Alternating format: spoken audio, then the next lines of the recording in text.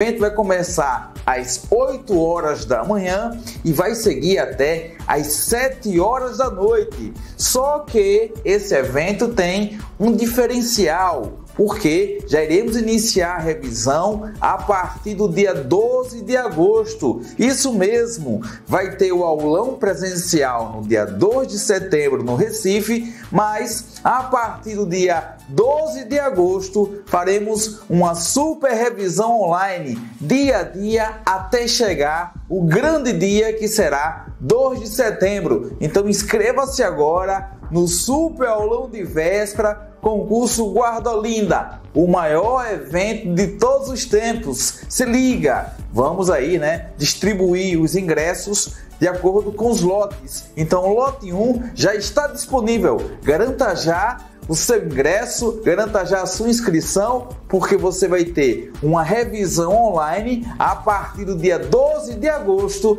e no dia 2 de setembro, no Recife, um aulão presencial, esse evento impactante que vai te ajudar na tua aprovação. Então, inscreva-se agora! Super Aulão de Véspera, Concurso Guarda-Olinda, o maior evento de todos os tempos.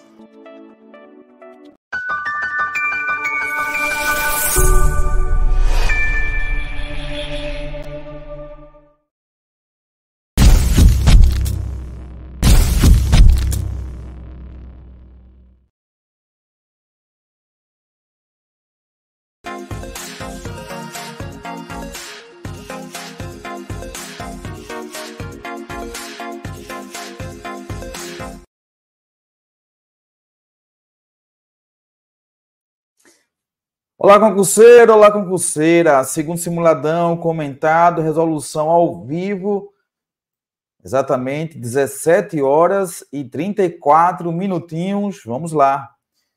Ao elaborar esse simulado, eu me coloquei na posição do professor, do profissional que vai elaborar, ou que, na verdade, se a prova de fato acontecer no dia 3 de setembro, essa prova já está prontinha, só esperando o quantitativo, para em seguida a impressão. Logisticamente, tudo isso tem que ser feito três semanas antes da aplicação da prova. A banca não é louca de deixar para fazer tudo isso na semana da prova. Bem, temas importantíssimos. Quando você pega o edital, pega o conteúdo programático, um tema favoritaço, o destaque fica para a Fundação de Olinda. E, claro, destacando a origem do nome. Quem batizou, quem nomeou. Numa perspectiva do imaginário popular de Olinda, a pegada sempre é lembrar de Duarte Coelho. Duarte Coelho, o primeiro capitão donatário de Pernambuco, ele é tido como fundador, o cara que teve aquela inspiração, aquela visão apaixonante, lindo lugar para fundar uma vila, Uma linda situação para fundar uma vila. Por isso, você concurseiro, não pode esquecer duas datas. Eu não sou tradicional na perspectiva historiográfica, nem positivista em enfatizar datas, mas um concurso como esse, que requer um pragmatismo do concurseiro, destacando duas datas importantes que devem aparecer na prova. 1535, a chegada de Duarte Coelho, possivelmente o batismo, o nome Olinda, e a formação desse povoado que vai se desenvolvendo, vai avançando, até que em 1537, Olinda se torna uma vila. Se tornar vila é ter autonomia política, ao se tornar vila, é ter um pelourinho. E, claro, destacar que Olinda é uma grande força econômica no século XVI, graças à produção açucareira. E é nesse cenário que teremos o avanço de uma aristocracia, de poderosos, de latifundiários. E interessante quando você pega essa parte da história, Olinda, que era também chamada de Pequena Lisboa, após esse processo de colonização, Olinda, nesse momento, se torna a cabeça da capitania, porém, No século XVII, no contexto das invasões holandesas, Olinda vai perder esse prestígio. É quando aparece o Recife com toda a força, se transformando num grande referencial econômico. E isso já leva você a entender o contexto da Guerra dos Mascates. No entanto, a primeira questão, eu aposto que a banca não tem como escapar em tratar da origem do nome de Olinda, a fundação, uma perspectiva pós-colonização, atribuindo ao capitão donatário Duarte Coelho Pereira. Então, fundada em 1535, nessa perspectiva de povoado e na perspectiva de vila, 12 de março de 1537, destacando aqui o foral. Esse documento é o registro, né, oficial do surgimento de Olinda como vila. Ah, professor, mas antes de Duarte Coelho colocar os pés em Pernambuco, esse local já era ocupado? Sim. Era habitado aí, né, destacar a etnia, né, destacar os caetés. Os caetés que dificultaram essa colonização. Por isso que, no tópico 2 do edital, a banca vai cobrar, porque o nome Marim dos Caetés. Você se liga. Caetés, em referência a esses grupos, esses povos, né? No caso, você tem o litoral de Pernambuco, os Tabajaras, mais ao norte, já pegando o sul da Paraíba, os Caetés. E os Caetés dificultaram aí a vida desses colonizadores. Os Caetés firmaram aliança, por exemplo, com os franceses, mas dificultaram bastante a vida dos portugueses. Mas é inegável, não podemos apagar a história da ocupação de Olinda antes desse processo de colonização. Marim vem de mirim, pequeno, lugar pequeno. Alguns autores chegam a dizer que esse termo fazia alusão, né, aos franceses, mas aí há também uma discussão, há controvérsias em relação à origem desse termo. Por isso que a banca não vai cravar. Foi Duarte Coelho que chegou e soltou essa frase, Olinda situação para fundar uma vila, porque alguns chegam a dizer que foi o seu ajudante. Mas aí a banca vai pegar aquele caminho. Na história oficial de Olinda, no imaginário popular, Duarte Coelho foi que deu esse nome, batismo Olinda. Porém, esse local era ocupado por grupos indígenas, destacando aí os Caetés, daí o nome Marim dos Caetés, beleza? Então, fundada em 1535, Olinda é a mais antiga entre as cidades brasileiras declaradas Patrimônio Histórico e Cultural da Humanidade pela Unesco. E foi foi o segundo, porque aí destacando a primeira cidade, Ouro Preto, em seguida Olinda. Esse item aqui, essa questão, eu coloquei para a gente abordar vários temas do edital. Fundação de Olinda, origem do nome Olinda, aqui também questão de patrimônio, cultura, processo histórico de preservação. Processo histórico de preservação, professor? Sim, porque a partir do momento que eu vou citar a Unesco, a partir do momento que eu vou cobrar a data em que Olinda se torna patrimônio histórico e cultural da humanidade, a gente precisa fazer essa síntese. Quais datas ou quais nomenclaturas ou quais títulos foram fundamentais para que finalmente se tornasse um patrimônio cultural da humanidade. Mas daqui a pouquinho eu falo sobre essa evolução. Então, patrimônio. A palavra patrimônio vem de pater familias, pai que protege. É se ligar, galera. Olha, você que está acompanhando pela primeira vez aqui no nosso canal, o que é patrimônio? No sentido aqui, olha, que a banca deseja, é P de proteção. Se ligou? Olha, patrimônio. Aí você pega o PP aqui, olha, Pzinho de proteção. A partir do momento que aquele local, aquele objeto, ele é tombado, o tombamento é o quê? É um instrumento jurídico através aí, né, de mecanismos para proteger aquele local, proteger aquela paisagem, proteger aquele espaço que tem uma historicidade, algo singular. Daí Olinda se torna, então, possui, então, nessa paisagem singular. O IPAM, então, a partir de 68, o IPAM, o Instituto de Patrimônio Histórico e Artístico Nacional, vai fazer o tombamento. É um processo importante em relação à paisagem, em relação à arquitetura colonial em Olinda. A partir de 1980, teremos esse avanço. Era fundamental que Olinda tivesse esse título, alcançasse esse título em 1980, e Olinda se torna um monumento nacional. Monumento nacional, no governo de Figueiredo, certo? Em 2006, então, em 68, Olinda, pelo seu conjunto arquitetônico, urbanístico, paisagístico, havia sido tombado aí, né, em conjunto pelo IPAM, o Instituto de Patrimônio Histórico e Artístico Nacional. Em 80 se torna monumento nacional através da Lei Federal 6.863, ou Lei Fernando Coelho, não sei se a banca pode cobrar tantos detalhes, né? E, finalmente, em 1982, se torna a segunda cidade brasileira a ser declarada Patrimônio Histórico e Cultural da Humanidade. A primeira havia sido aí, né, Ouro Preto.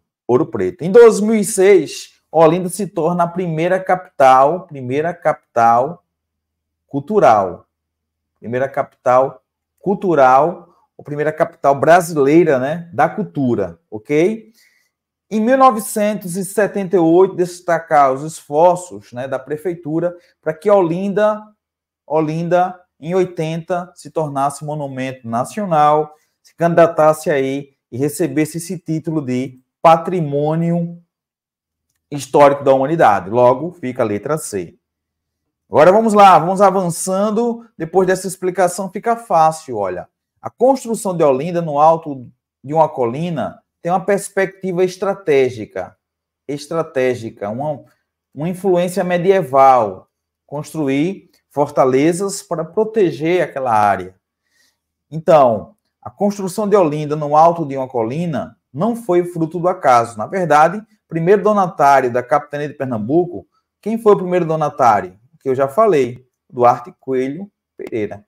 Professor, a banca Consulpan trabalha assim com completo? Sim, trabalha. Então, aqui, de boa, Marinho dos Caetés, considerado aí, né, o fundador da Marinho dos Caetés de Olinda, Duarte Coelho. Brice de Albuquerque, a sua esposa, que governou também a capitania de Pernambuco. Bernardo Vieira de Mello, aquele que vai bradar, né, a República, mas é uma república com uma série de limitações, uma república oligárquica, uma república voltada para os ricos. Jerônimo de Albuquerque, né, o cunhado aí de Duarte Coelho, que foi fundamental, e posteriormente a herança aí, né, já de Jerônimo, né, destacando Matias de Albuquerque. Observe a imagem a seguir. Meu povo, uma questão que não pode faltar, um tema clássico, a Guerra dos Mascates. O enfrentamento olindenses, senhores de engenho, a açucarocracia, a aristocracia, os mazombos versus os recifenses. Mandar um abraço aí para a Dona Nida. Dona Nida, minha mãe, né? Minha mãe linda, que não perde aqui uma transmissão, dá um like. Ela dá um like, ela dá vários, né? Pega todos os vídeos. Então faça como Dona Nida, né? Deixa esse like, inscreva-se no nosso canal, que mãe é fã desse canal, viu? Ela só diz, olha, Tadeu, deve chamar menos palavrões, né? Mas o resto tá de boa, viu? Ou evitar de matar o filho nas aulas de direito penal, né? O resto, ela gosta aí. Viu, Tadeu? Tá escutando, viu? Meu povo, essa imagem aqui faz referência ao comércio no Recife. Olha, armazém, olha a fonte. Quando apareceu a imagem, busque a fonte. Armazém na cidade do Recife. Obra de Rugendas, 1630. Que é o ano aí da ocupação holandesa, que a Holanda vai ser incendiada um ano depois. Ou seja, a dinâmica do comércio já é forte em Recife. E, claro, ao falar da Guerra dos Mascates, temos que falar sobre isso, né? Recife avança, reivindica se tornar vila, Olinda não aceita. Daí, eis o contexto da Guerra dos Mascates. Esse intervalo, 1709, o ano que Recife pede, né, para se tornar vila, 1714, o desfecho aí da Guerra dos Mascates. Ah, professor, no final, quem saiu com mais benefícios? Sem dúvida, Recife. Porque além de ter o apoio da coroa, vai se tornar aí Vila, Olinda, um declínio, uma decadência econômica, perdendo também agora prestígio político. Os senhores de engenho consideravam o movimento que lideravam para a expulsão dos holandeses como uma restauração. Olinda se achou assim, olha, beleza, quem expulsou os holandeses? Fomos nós. Então, devemos ter muito prestígio. Os holandenses se achavam esses restauradores, aqueles que foram responsáveis pela expulsão dos holandeses. É por isso que vão ter esse embate forte com os mascates, que é um termo depreciativo, né? Na segunda metade do século XVII, em Pernambuco, havia uma nítida disputa de poder, sim, poder econômico, poder político, entre os habitantes de Olinda, endividados, ferrados, ricos senhores de engenho. Olha, essa riqueza aqui, olha, esses ricos senhores de engenho em decadência. Os moradores do Recife, comerciantes portugueses, chamados, na perspectiva olindense, de maneira depreciativa, de mascates. Não podendo mais contar com o apoio prestigioso da coroa, os senhores de engenho de Olinda tentaram, através de sua Câmara Municipal, uma ação contra os comerciantes portugueses, sim, invadir o Recife, né? Invadir o Recife em 1710, destruir o Pelourinho, que o Pelourinho é o símbolo dessa autonomia a partir do momento que Recife se torna vila. 1710, buscando contornar a situação, o rei Dom João V elevou o povoado de Recife à condição de vila, sim, com a Câmara Municipal, que passou a ser controlada pelos comerciantes portugueses. Logo, todas as opções, ou todas as assertivas, ou todos os itens estão corretos. A penúltima, porque vem aí, né, a revisão bacana, a resolução bacana, penal, direito penal, ou processual penal e direito penal, né? Os itens listados a seguir são bens tombados. Olha, bens tombados, aquele patrimônio P de quê, meu povo? P de proteção. Vou falar em patrimônio tombado, ele deve ser protegido, deve ser conservado. Ah, professor, então Olinda é patrimônio histórico da humanidade. Assim, uma série de políticas, uma série de medidas legais devem ser tomadas com o objetivo de preservar aquele sítio histórico, sim. E se descaracterizar, Olinda corre o risco de perder o título de patrimônio. Então, aqui o P de proteção. Vamos lá. Em relação aos bens tombados em Olinda, exceto convento e igreja Nossa Senhora do Carmo, sim. Convento Nossa Senhora das Neves, ok, de acordo com o IPAM. Igreja Nossa Senhora do Rosário, Igreja do Rosário dos Homens Pretos, ok. Largo do Rosário, ok. Parque do Carmo, Forte, Forte das 5 Pontas, não, é Recife. Então, aqui, errada D, correta, né? Assim como a E, Fortim, Beco Bajado, Largo do Cruzeiro e Largo do Varadouro, de acordo com o IPAM, essa lista que você pode encontrar no site do IPAM. Para finalizar, com base nas disposições legais, professor, há leis falando sobre a questão do patrimônio, preservação, sim. Assinala a alternativa incorreta. Os conceitos de patrimônio cultural e sociedade estão intimamente ligados aos conceitos de cultura, sim. O que é cultura? Tudo aquilo que o homem produz, tudo aquilo que o homem faz. E conhecer a história de Olinda é você também consolidar a cidadania do olindense. A classificação dos bens culturais em termos de imaterial. O que é o imaterial? Olha, o I, intangível, o I, intocável. A perspectiva aí física não tem como, mas eu posso sentir. O imaterial, eu sentir. O imaterial é você dar significado àquilo. E a memória é você recordar que esse passado aqui é importante para consolidar a minha identidade. O que é identidade? É o sentimento de pertencimento. Veja que eu falei agora há pouco do bairro Parque do Capibaribe. Quem mora no Parque do Capibaribe, a partir do momento que eu pronuncio, senti, falou do meu bairro, falou sobre o meu bairro, isso é bom ou ruim, não sei. Mas há uma ligação. Você se sente assim, me identifiquei. Sei onde fica, ok? Então, ao falar sobre a trajetória de preservação, essa cultura material e imaterial, é importante para consolidar a identidade. Identidades individuais e coletivas. perante a diversidade social, permitiu maior abrangência do conceito de patrimônio. Tadeu, que é professor também de Direito Constitucional, Tadeu sabe que tem na própria Constituição tratando sobre... Ele está assistindo ao jogo. Está virado aí no jogo, né? Tadeu! Grande, rapaz! Estou aqui esperando, né? Por isso que eu te coloquei logo, senão eu me empolgo, né? Aí Tadeu já entra. Mas Tadeu sabe que na Constituição fala sobre cultura. E o que tem ali no artigo 216, se eu não me engano, acho que é 216, né, Tadeu? Fala sobre cultura. Aí você tem ali aquela perspectiva, né, de algo que vai além agora do material. Aliás, 215, né? 215, 216, isso. Que trata sobre cultura. 216 fala sobre patrimônio cultural. Isso. Você quer patrimônio? Mas aí na 216. Agora, cultura inicia com 215. Muito bacana. Valeu, tá vendo? Aí, o professor de Direito Constitucional. Muito obrigado, Tadeu. E amplia nesses artigos o que vem a ser a cultura, não só a material, mas também imaterial. Logo, a letra B está correta. O registro dos bens culturais de natureza imaterial em Olinda é feito em 4 livros. Os saberes, olha, imaterial, a cultura imaterial. Você tem aí um escritor que desenvolve uma obra, então o pensamento, as ideias, o livro das celebrações, das formas de expressão, dos lugares. De acordo com a legislação em vigor, o título de patrimônio cultural olindense será reavaliado de maneira periódica. Sim, o IPAN tem essa responsa de fazer a cada 10 anos um relatório para avaliar se houve ou não descaracterização do sítio histórico. Então só ficou a letra E, né? A descaracterização paisagística de Olinda não põe em risco, põe sim.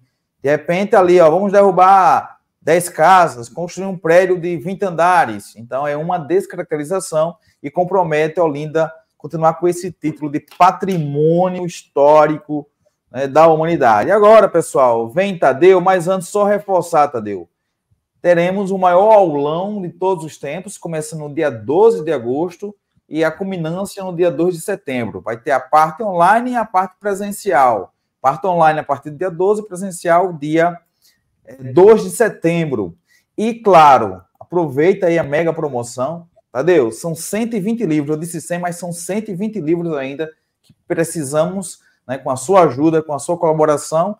E, proporcionalmente, faltando aí, né, nós temos ainda 24 dias, 26 dias. Dá tempo de consumir esse material, que vai te ajudar. Dá tempo para vender esses livros aí, porque é um livro que, por exemplo, quem vai fazer PM Paraíba, vou dar um exemplo aqui. A parte especial que está na Guarda Municipal vai servir para PM Paraíba, né? Então, é um livro que não serve só obviamente, foi vendido para a Guarda Municipal, mas não serve apenas para a Guarda Municipal, não é? Direito Constitucional, não é? Serve também para Paraíba, não é? Serve para a Polícia Civil. Então, é um livro aí que completo aí, né? Então, quem está querendo aprofundar em estudo aí é só comprar o livro. Compra o livro. Isso. E pronta a entrega, né? Alberto que está na região metropolitana de plantão. Então, você que é do Recife, Olinda, Jaboatão, agora pediu, o Alberto chega lá com a moto e te entrega. Pessoal, muito obrigado. Parabéns quem participou desse evento presencial. Agora, quem é do online, se liga. Estou atualizando, vou colocar até quinta-feira mais de 6 simuladores para você treinar. E domingo que vem é Dia dos Pais, mas estaremos aqui com vocês. Mesmo que Tadeu mande a sua aula gravada, porque tem que curtir esse dia com suas filhas, assim como eu vou curtir com meu filho. Bem, mas aqui você vai ter um simuladão pela manhã, você baixa a prova para todo mundo, Tadeu. Todo mundo vai ter acesso a essa prova. E à tarde você acompanha a correção, que é um simuladão aberto para criar esse campo aqui de sinergia e a gente chegar até o dia 3, né? Com essa confiança que iremos fazer uma ótima prova.